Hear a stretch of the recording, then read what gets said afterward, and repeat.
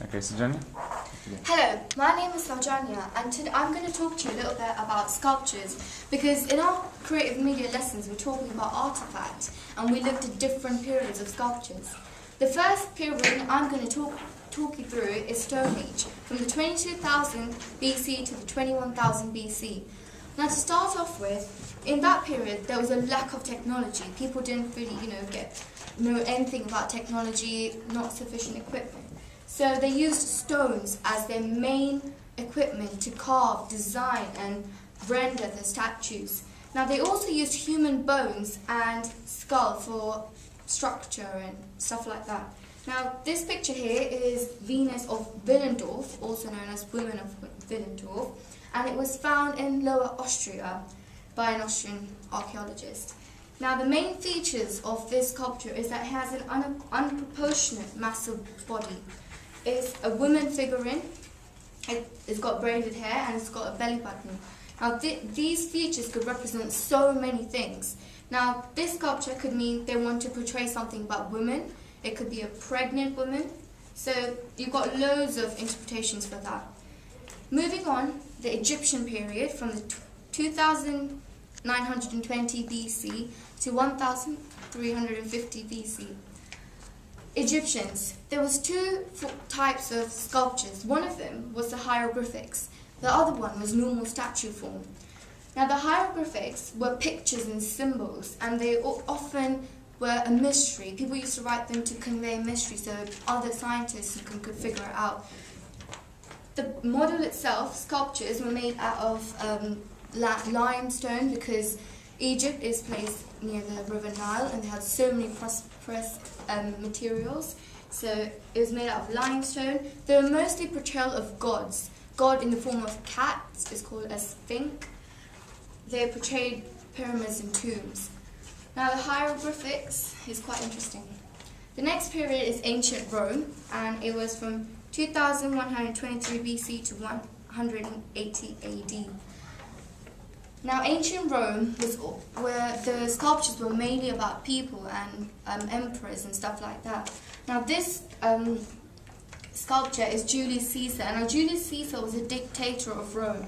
Now, usually you see sculptures of Julius Caesar up to the neck, but this one is actually him standing, and this has symbolism because he's got his hand like that. That could mean that it's a victory. Now, this is usually placed in a public place so people can get to know. It's a bit like a newspaper where people find stuff out.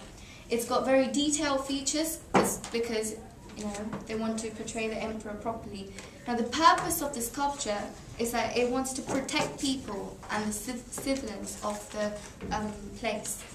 Now we're going to move on to the Renaissance period, and it is 1600 to the 1999. Now, the Renaissance were usually portrayal of halos and gods and heavenly figures. Now, this sculpture here is called a Pieta. It's famous because it has a body of Jesus on the lap of Mary because of just after crucifixion. Now, this portrays rebirth, and it was done by Michelangelo. It was made out of marble, and it was commissioned by a French cardinal, and it was built for a funeral monument. If we move on to the next one, it's our modern 21st century sculptures. Now, this is kind of a wacky idea. This one is made out of cheese, the sculpture there. It doesn't really have a name, but it's made out of cheese.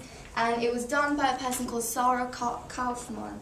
And it's got a message. It says, "Daring Merry Christmas." Now, there are loads of interpretations for that, and my interpretation is that do not kill animals, be kind, be peaceful, and all that. Also, the materials used is cheese. You could have chisel, knives, or that rendering machine. And this does not contribute to global warming because after the sculpture has been exhibited, people often eat it, so it does not go to waste, it does not rot, etc. Most sculptures in the modern century are focused on global warming and environment issues, which is like the main topic going on right now. So that's why the artists tend to focus on environment issues. Sculptures mainly use recyclable, reusable materials. So that's our modern century. Which is your favourite period, time period, and why?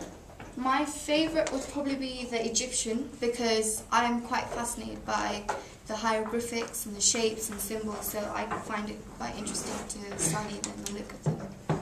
And which period do you think it was hardest for the artists to make their sculptures, and why?